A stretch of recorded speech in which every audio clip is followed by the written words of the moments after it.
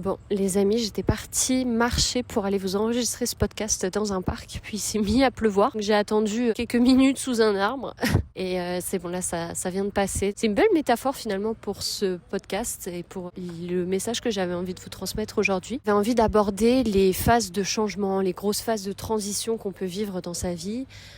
Parfois ça peut être un déménagement, une rupture amoureuse, un changement de travail, ou alors, je sais pas, peut-être que tu es en train de faire une thérapie ou que tu es en train de suivre une formation qui te remue beaucoup, qui t'apprend plein de choses, mais qui en même temps te remet énormément en question et voilà, ça te fait travailler. Et j'avais envie de vous faire une vidéo pour justement comment on aborde ce genre de phase de changement, comment est-ce qu'on peut mieux les vivre, comment est-ce que on peut se sentir mieux quand on vit ce genre de période-là. Alors, moi, en ce moment, je suis dans une période de transition, donc c'est aussi pour ça que j'avais envie de vous faire cet épisode. Mais voilà, ça m'est arrivé, je vis régulièrement en fait ce genre de phase.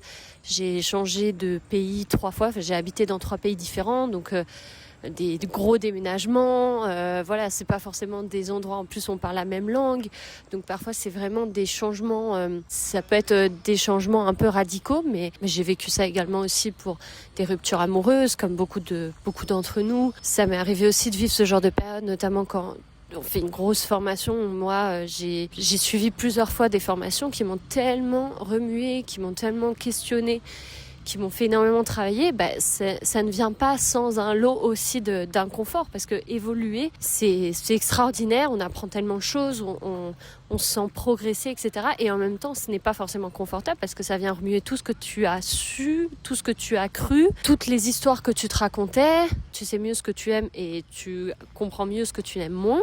Mais donc ça demande par moment de faire du tri dans ses relations, par moment de faire du tri dans ses habitudes, dans ce qu'on a toujours fait. Enfin, c'est pas forcément agréable de progresser. L'évolution n'est pas sans inconfort. Et donc, vu que je vis régulièrement ce genre de phase et que je commence à vraiment repérer certaines choses qui me font du bien, certaines choses qui, pour moi, sont essentielles quand on vit ce genre de phase, je me suis dit que j'allais vous enregistrer cet épisode et que j'allais vous partager un peu ce que je fais, voilà, quand j'en vis une. Là, en ce moment, je suis en train d'en vivre une plus sur le plan professionnel. Voilà, j'avais envie de vous partager un peu les idées qui, selon moi, sont pertinentes et qui peuvent peut-être vous aider si vous êtes, pareil, dans une phase un peu de changement comme ça. Donc la première clé, la première idée qui paraît et qui va certainement te paraître évidente quand tu vas l'entendre, mais c'est pas forcément si simple. Moi, la première, c'est une des clés certainement dont j'ai le plus mal à appliquer, on va dire. C'est le fait d'accueillir le changement. Juste de l'accueillir et d'accepter de pas tout de suite rationaliser, de pas tout de suite se dire « Ah, mais c'est quoi le positif là-dedans ?» Voilà, la typique pensée positive où on va tout de suite rationaliser, tout de suite essayer de se rassurer, tout de suite essayer de calmer les émotions qui sont plus désagréables. Si tu prends pas le temps vraiment d'accueillir ce que tu vis, j'ai l'impression que c'est comme si vraiment tu ralentissais tellement le processus, tu es en train de lutter contre un processus qui est tellement normal, qui est juste la vie, parce que la vie est faite de cycles, la vie est faite de changements, on le voit, c'est les saisons. Il y a pas la Terre bouge tout le temps, tout change à tout moment, partout sur la planète. Et nous, c'est comme si on se disait que nous, on allait pas éviter ça, mais on allait échapper à ça. Non, on est exactement pareil. Et même si tu n'as pas envie de changer, la vie te commande de changer. Donc elle va t'apporter son lot d'incertitudes, elle va t'apporter de l'inconfort, elle va t'apporter des défis. Même si tu n'as pas envie d'évoluer, la vie va te forcer à évoluer, parce que on est dans un univers où c'est ça entre guillemets la norme. Donc le changement, c'est la vie. Ce qui est douloureux, c'est pas vraiment le changement, c'est notre résistance au changement. Alors juste d'accepter voilà, là en ce moment t'es paumé, que là en ce moment c'est pas agréable. Juste déjà de l'accueillir et de pas forcément lutter, juste d'accueillir le truc, ça permet d'avancer un peu plus vite. C'est pas forcément facile, donc encore une fois, c'est des choses où on pourrait se faire accompagner. L'idéal, ce serait d'avoir quelqu'un qui pourrait t'aider à faire ça, parce que encore une fois, c'est facile de tout de suite tomber dans la rationalisation ou de s'effondrer aussi, parce que ça pourrait être que tu te dis c'est la cata, c'est fini, et c'est même plus, c'est pas que tu acceptes la phase de changement, là, c'est juste tu sombres dans le changement, t'es complètement submergé. Et là, pareil, si t'as quelqu'un avec toi qui peut t'aider à te réguler, qui peut justement se co-réguler avec toi, C'est l'idéal. Mais voilà, juste déjà de comprendre que tes émotions qui sont certainement désagréables, le doute, la peur, l'angoisse certainement, la frustration, bref, toutes ces émotions qui peuvent venir avec cette phase de changement, elles sont porteuses d'informations. Elles viennent avec un message. Alors si tu prends le temps déjà de te questionner, tiens, mais ok, je vis ça, qu'est-ce que ça dit de moi ? Qu'est-ce que ça peut m'apprendre ? Et peut-être que la réponse sera pas forcément claire, mais déjà juste de prendre l'habitude de se poser la question, c'est vraiment intéressant. Parce qu'encore une fois, les émotions sont passagères. Tout comme des émotions agréables sont porteuses d'informations, elles viennent donner de l'info sur qu'est-ce qui est important pour toi, des besoins qui sont nourris, qui sont comblés en ce moment. Mais pareil, des émotions qui sont plus inconfortables, elles viennent avec un lot d'informations. Et juste d'aller déjà se questionner, d'accueillir ce que ton corps te dit, c'est une énorme avancée, parce que dans tous les cas, même si tu veux pas l'écouter, à un moment ton corps il va parler, mais dans un autre langage. Ça va pas passer par les émotions, ça va passer par la maladie. Tu vas tomber malade, tu vas avoir mal au dos, il va se passer un truc dans ta vie, et voilà, ton corps va hurler tellement fort pour que tu l'entendes, donc autant l'écouter dès le départ. Et c'est pas parce que on prend le temps de s'écouter, qu'on prend le temps de s'accueillir dans ce qu'on vit de difficile, que ça avance pas, que c'est statique. Alors c'est facile à dire, hein. Encore une fois, moi aussi, quand je vis ce genre de truc et qu'on me dit accueille ce que tu vis, il y a un moment où, au fond de moi, je suis un peu frustrée. Je me dis oui, mais j'aimerais bien avancer plus vite. Mais paradoxalement, en fait, tu perds du temps. Donc déjà, juste, voilà, bienveillance envers soi, bienveillance envers ce que tu vis et gratitude, parce que même si pour l'instant tu vois pas les cadeaux qu'il y a des infos. Voilà, mais le simple fait que ton corps te parle et te donne de l'info sur toi, c'est déjà extraordinaire, c'est tellement intéressant. Il y a tellement peu de gens qui prennent le temps de faire ça. Bref, voilà. Une deuxième clé qui me semble vraiment importante dans ce genre de période, c'est de faire attention à son énergie. Faire attention à vraiment prendre soin de soi. Faire attention à qui est-ce qu'on côtoie, qui est-ce qu'on voit au quotidien, nos routines. C'est extrêmement important parce que on vit tellement une période de flou et de complications, etc., que l'énergie, donc ce qu'on appelle aussi l'énergie vitale, c'est vital d'en prendre soin, de vraiment faire attention à ton sommeil, à qu'est-ce que tu manges, même si c'est tentant de justement tout lâcher, craquer un bon coup, ça peut faire du bien. Et en même temps, sur du long terme, vraiment, ça peut faire une énorme différence. Parce que si tu dors mal, si tu manges mal, ça va avoir un impact sur ton humeur, et c'est un problème que tu te rajoutes en plus à la phase que tu es en train de vivre en ce moment. Vraiment d'avoir une hygiène de vie qui te corresponde, une hygiène de vie qui te fasse du bien. Voilà, de faire attention aux personnes que tu côtoies. Peut-être que pendant cette période-là, tu vas avoir plus les amis qui comptent vraiment pour toi, des amis qui sont vraiment précieux, qui sont souvent de bons conseils, ou à l'inverse, peut-être que tu auras envie peut-être d'être un peu plus seul. C'est ok aussi, sans pour autant complètement te renfermer sur toi, mais c'est ok aussi de sentir que tu as besoin de t'écarter un petit peu de ce que tu vis en ce moment. Voilà, d'avoir vraiment des personnes ressources proches de soi, des personnes en qui tu as confiance, que tu sais que tu peux contacter si tu as besoin, d'avoir une routine qui te fasse du bien, qui te fasse plaisir. Il n'y a pas juste à souffrir pour souffrir c'est super de se challenger. Je suis la première, j'ai des bons militaires internes qui me disent va faire du sport, va faire ci, va faire ça.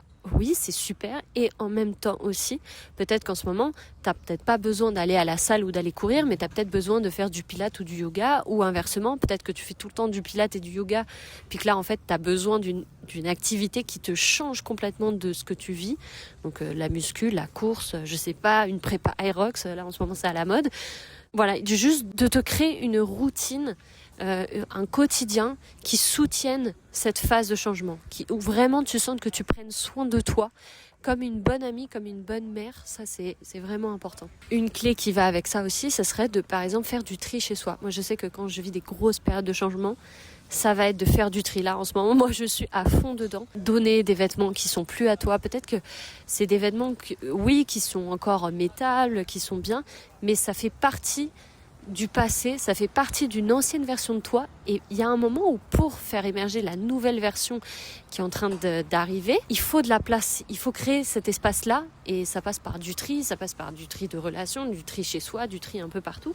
Mais voilà, le simple fait même de trier sa maison, ça a déjà un énorme impact. Ça vient faire circuler ce que tu vis, circuler l'énergie. Et quand je disais prendre soin de soi, c'est aussi prendre soin de son espace. Il faut que ton espace il soit vibrant, qu'il soit actuel, qu'il fasse partie de qui te soutienne aussi dans cette phase de changement.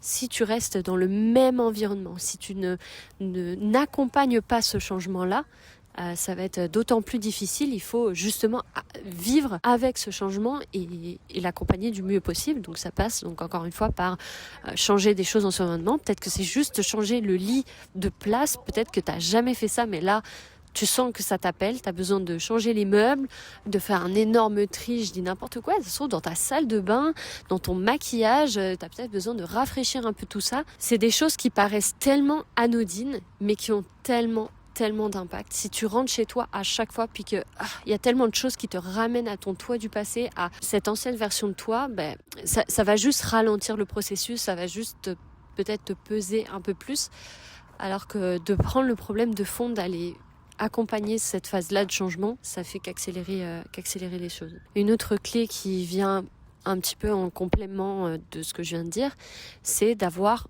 des espaces de sécurité, d'avoir des personnes peut-être ressources, des activités ressources, des domaines, des personnes qui sont un ancrage pour toi de sécurité, parce que quand on vit du changement, c'est très insécurisant parce qu'on a l'impression que il y a des piliers peut-être qui sont partis. Quand on vit une rupture amoureuse, on a un changement d'identité, on a peut-être tout notre entourage qui va certainement changer parce qu'on peut plus ou qu'on ne veut plus voir certaines personnes. Quand on vit un déménagement, parfois c'est juste notre sécurité matérielle. Voilà, on a tout dans des boîtes, on est complètement déraciné. Moi vraiment, les déménagements à chaque fois, même si je sais que c'est pour du mieux, je suis toujours tellement perturbée parce que c'est un besoin de sécurité qui est énorme. Juste sa maison, de se sentir bien chez soi, c'est tellement important.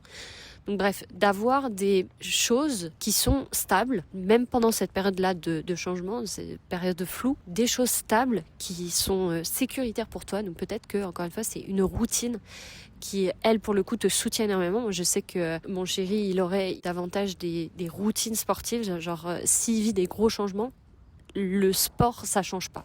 C'est comme c'est un gros ancrage pour lui et c'est ce qui lui permet de le maintenir en sécurité, de le réguler. Moi, je sais que c'est des personnes ressources. Il y a des personnes de ma famille que je sais que je peux appeler, je sais qu'ils sont toujours là. Il y a des petites choses, comme ça que tu peux identifier qui sont vraiment des ancrages et qui vont t'aider à structurer ce changement. Évidemment, une clé aussi que j'ai déjà mentionné là, mais qui c'est tellement important et c'est ce que je fais moi en ce moment, c'est de se faire aider, c'est accepter que on peut pas tout faire tout seul. Et ça, c'est quelque chose que j'ai eu du mal et que j'ai encore du mal par moment à accepter, mais qu'il y a un moment où on peut faire beaucoup tout seul, mais à un moment il faut quelqu'un qui t'accompagne à un moment, mais c'est pas forcément un thérapeute ou un psy, ça pourrait être un coach sportif, ça peut être des amis, ça peut être une conseillère dans le milieu plus du travail, donc de carrière. Tu peux aussi suivre des formations en ligne d'ailleurs, mais il y a un moment où tu atteins un palier et de se faire aider, ça permet vraiment de passer à un autre niveau, de passer à une autre dimension, quoi. Et si, mettons, tu cherches un psy, un thérapeute, peu importe, je pense qu'il me semble vraiment important de le redire ici parce que je viens d'une famille de psy, de thérapeutes et c'est important vraiment de savoir dire non. Il y a certainement des psys que tu vas rencontrer, si tu en cherches un ou un thérapeute, peu importe, tu vas en rencontrer, c'est ok de dire non, c'est ok que ça ne matche pas. Et vraiment ne pas se sentir mal. T'es pas obligé de te justifier non plus. Si tu le sens pas avec la personne, ça doit vraiment être un match avec la personne. Donc tu n'as pas à accepter un psy où tu sens que c'est bof, c'est moyen quoi. Non, ça doit être un match. Vous devez vraiment être en connexion et c'est pareil pour le thérapeute. Lui aussi, ça doit être un choix des deux parties en fait. En tout cas, c'est mon avis. Mais si t'as rencontré des gens, même coach sportif, peu importe, des gens et qui tu sens que ça ne passe pas, que c'est bof, que c'est moyen, mais passe ton chemin, quoi. Et sans te justifier, tu as le droit de dire non. Pareil, c'est une perte de temps tellement, alors que tu pourrais avancer tellement plus vite. Quand il y a un vrai match, quand il y a quelqu'un avec qui vraiment ça se ça clique bien et que vous êtes vraiment sur la même fréquence, ça va beaucoup beaucoup plus vite. Alors oui, ça demande de contacter plusieurs personnes, ça demande d'y mettre de l'énergie. Et le retour sur investissement, il est énorme. Et comme je disais, t'as pas forcément à te justifier parce que parfois c'est juste une intuition, c'est juste des ressentis, c'est juste quelque chose que tu ne peux pas forcément expliquer avec des mots. Une clé aussi que j'aime bien faire aussi pendant ce genre de période, alors oui, je disais tout à l'heure, avoir des choses qui viennent te sécuriser, des ancrages, des personnes, des activités, et en même temps aussi, je trouve ça important dans ce genre de phase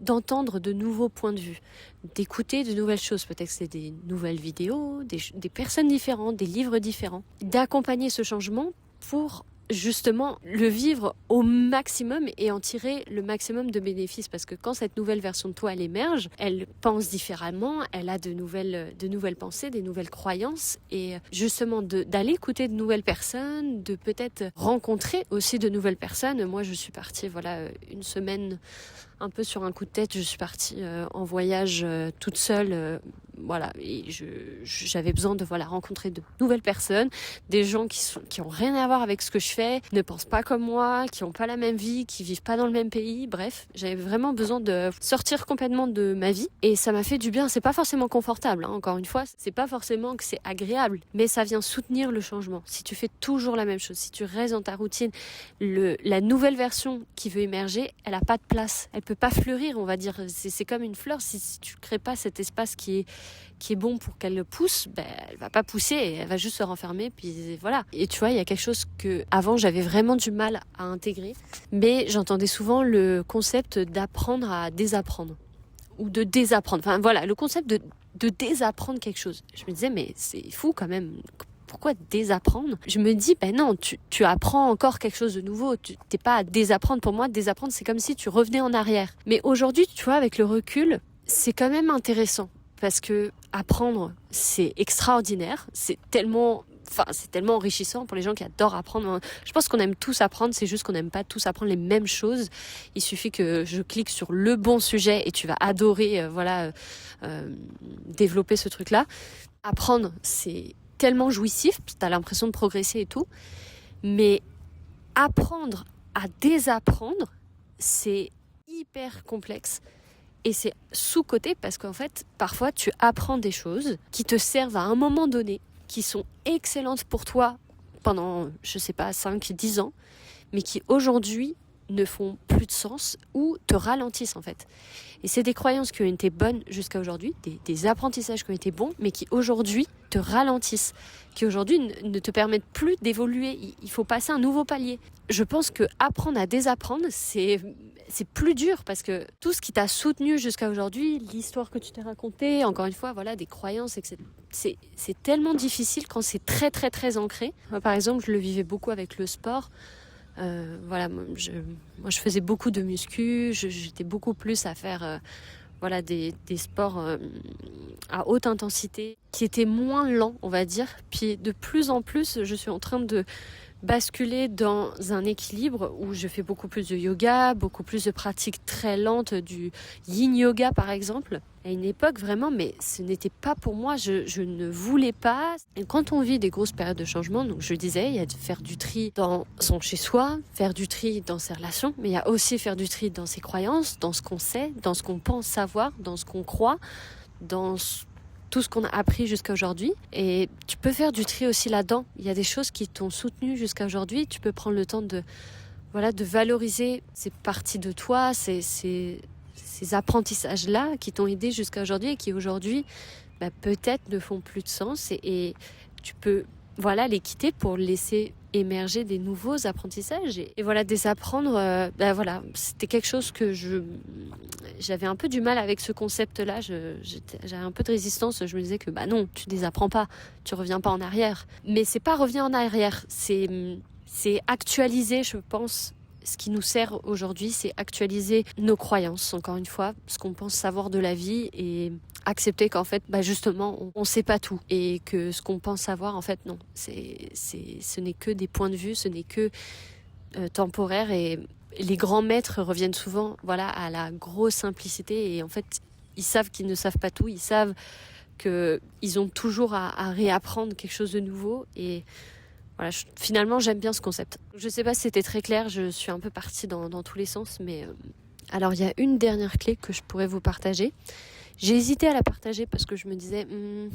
voilà, ça fait partie typiquement des choses que je faisais avant, mais qui, je pense, sont encore pertinentes, mais pas tout de suite, dans le sens où c'était une clé, par exemple, que je faisais dès le début du processus. Mais aujourd'hui, voilà, j'ai désappris ça. C'est une clé qui est intéressante, mais pas à faire tout de suite. C'est pas mal, parce que sinon on tombe tout de suite dans la rationalisation, on tombe tout de suite un peu dans la pensée positive, c'est pas ça. Cette clé, j'aime bien l'appeler équilibrer ses perceptions. Dans une situation, il y a toujours 50-50. Alors ça va certainement être discuté, il y en aura plein qui seront peut-être pas d'accord, mais dans une situation, si tu prends à chaque fois la situation le plus factuellement possible, il y a toujours 50-50. Il y a toujours des avantages et des inconvénients, que tu vois ou que tu ne vois pas. Parce que quand tu vis une phase agréable, une phase de vie super, il y a plein d'avantages. Puis toi, tu penses qu'il n'y en a que des avantages. Alors qu'en réalité, il y a aussi des inconvénients. Quand tu vis des victoires, des périodes où ça se passe super bien, t'arrêtes d'apprendre, t'es beaucoup moins humble, t'arrêtes de te remettre en question. Et ça, c'est coûteux à long terme. Et quand on vit une phase qui est plus désagréable, on a tout de suite tendance à penser c'est horrible, mais on voit pas derrière tout ce qu'on est en train de développer, tout ce qu'on est en train de devenir grâce à ce qu'on vit là. Donc voilà, c'est un exercice qui, je pense, est bien à faire une fois qu'on a fait tout ce que j'ai partagé juste avant. Parce que si tu le fais trop tôt dans le processus, c'est comme si tu luttais. Il y a à juste équilibrer ses perceptions. C'est pas tout blanc ou tout noir, c'est souvent très nuancé. Donc l'exercice que je vous propose, ça demande de le faire, hein. C'est pas forcément facile et ça demande de s'y mettre. Mais c'est de prendre une feuille blanche et de noter les 30 choses que j'apprends de cette phase-là. Si tu as tendance à voir la phase vraiment que de manière négative, si tu as tendance à ne voir que un côté de la pièce, un bon exercice que moi je fais de temps en temps, c'est de noter les 30 choses que j'apprends pour la situation, pour moi, qu'est-ce que ça m'apprend sur moi, pour les autres, qui je suis en train de devenir en fait, pour qui, pour mes enfants, pour mes futurs petits-enfants, pour ma famille, pour mes amis, qu'est-ce que je suis en train de développer qui pourrait leur servir à eux aussi, à court, moyen et long terme. Ça demande vraiment de t'y mettre. Si tu creuses l'exercice, si tu vas vraiment au bout, tu vois que chaque chose, il y a 50-50. Avantages, inconvénients dans tout ce que tu fais si tu prends factuellement ce que tu vis. Parce que la vie aime l'équilibre, la vie aime l'homéostasie. Soit tu peux me partager ton avis en commentaire, mais moi en tout cas c'est une croyance qui me soutient pour aujourd'hui et qui me soutient depuis plusieurs années. Donc pour l'instant, je la garde, on va dire. Et encore une fois, cet exercice, c'est pas juste de noter avantages, inconvénients de ce que je vis, l'exercice le plus basique. C'est vraiment d'aller loin. C'est pour ça que je mets 30 avantages, 30 choses. C'est pas juste 10 choses, c'est 30 choses. Et tu peux y aller, vraiment. Si tu creuses vraiment, tu peux aller très très loin et ça te fait vraiment complètement switcher le mindset. Voilà les amis, j'espère que ce podcast vous aura aidé vraiment du plus profond du cœur parce que je sais vraiment ce que c'est que de vivre ce genre de période. Et là, j'en parle peut-être avec un certain recul, etc. Mais quand on est dedans, c'est vraiment pas facile.